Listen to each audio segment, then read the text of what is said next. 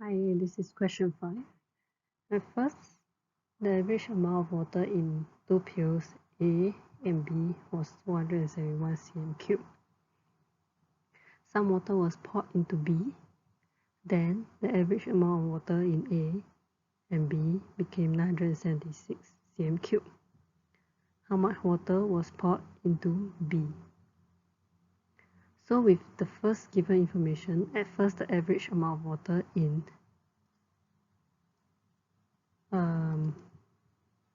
the pail A and B was 471 cm cubed.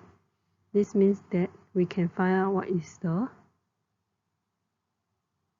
total amount of water in A and B. The average, what average means in A and B is that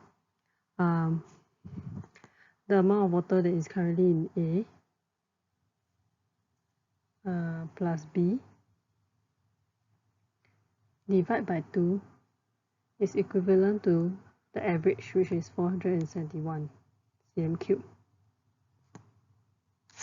So with this information, we can find that the total volume of water in A and B is equivalent to 471 times 2, and that gives us 942 cm cubed. Okay, now we move on to the next line, which is some water was poured into B. So this amount of water that was poured into B is additional water, not from A but from outside source. And we can see that average amount of water in A and B became 976. So now this third line, average amount of water in A and B became 976. So what can we find from this information then? Likewise, we can do the similar procedure as we did over here. At first, the beginning water, we found out that the total is 942 cm cubed. After some water was added, the average become 976 cm cubed. So with that, we can find out what is the total amount of water now. Okay, so A plus B. Now, right, NOW is equivalent to 976 times 2. And that gives us 1952 cm cubed. Okay, don't need to put the units here. Okay, 1952 cm cubed of water in the total of A and B. So how much water was poured into B? Okay.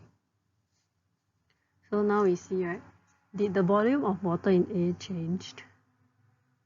Okay, the answer is no, because only amount of water was added into B. Okay, so initially, this was like at first, right? At first, then this is the now. So you can see at first 942 cm cubed, and now 1952. So what's the only difference?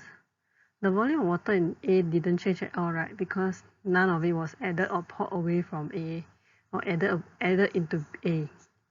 The only thing that changed these two volumes is B, because they said some water was poured into B. As such, if we take the final amount of total volume and minus away the initial amount of total volume, what will we get?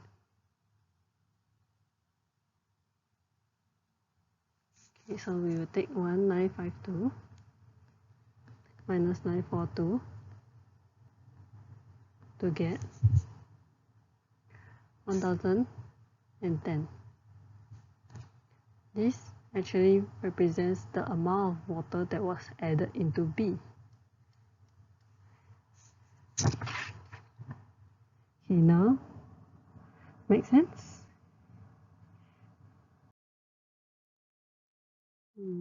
So this is a visual illustration of what was explained. So first,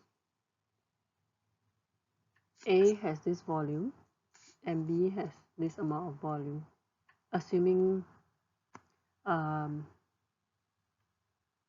they have different amount of volume in the first place. But anyway, they might also have the same amount of volume, but in this case we are just assuming that B has more than A.